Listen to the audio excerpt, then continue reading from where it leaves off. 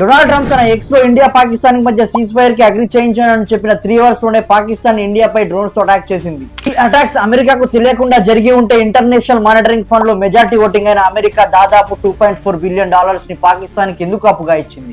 IMF only economic growth కోసమే loans ఇస్తుంటుంది, కానీ ఈ వార్ టైంలో పాకిస్తాన్ కి ఇవ్వాల్సిన అవసరం ఏంటి? దీన్ని బట్టి అమెరికా డైరెక్ట్ గానో ఇండైరెక్ట్ గానో పాకిస్తాన్ కి హెల్ప్ చేస్తుందని మనకు అర్థమవుతుంది. ఇండియా పాకిస్తాన్ పై యుద్ధం చేయడం పెద్ద కష్టమేమీ కాదు, కానీ 2028 లో వరల్డ్ లార్జెస్ట్ ఎకనామిక్ గ్రోత్ లో ఇండియా థర్డ్ ప్లేస్ కి వెళ్తుంది. ఇది అమెరికాకు చైనాకు ఇష్టం లేదు. ఇండియాకి పాకిస్తాన్ కి న్యూక్లియర్ బాంబ్స్ ఉన్నాయి. ఈ వాడితే కొన్ని లక్షల ప్రాణాలు పోతాయి. 1945 లో అమెరికా హిరోషిమా నాగాసాకిపై వేసిన అణుబాంబుల వల్ల ఇప్పటికీ ఎన్విరాన్మెంటల్ చేంజెస్ తో గడ్డి కూడా మొలవడం లేదు. 2028 లో ఐక్యరాజ్య సమితిలో ఇండియా పర్మనెంట్ మెంబర్ కోసం ట్రై చేస్తుంది. ఇలా జరిగితే వరల్డ్ లో స్ట్రాంగెస్ట్ కంట్రీగా ఇండియా మారుతుంది. అప్పుడు అమెరికాకు చైనాకు ఇది నచ్చదు. ఒకవేళ యుద్ధం జరిగితే స్టాక్ మార్కెట్ పడిపోయి రూపాయి వాల్యూ తగ్గిపోతుంది. దీనివల్ల ఇన్వెస్టర్స్ రారు. దీంతో అన్ఎంప్లాయ్మెంట్ పెరుగుతుంది. మన ఇండియా ధర్మాన్ని సిద్ధాంతాలను నమ్ముతుంది కాబట్టి పాకిస్తాన్ సివిలియన్స్ పైన అటాక్ చేసిన మన ఇండియా మాత్రం టెర్రర్ క్యాంప్స్ పైన మాత్రమే అటాక్ చేస్తుంది.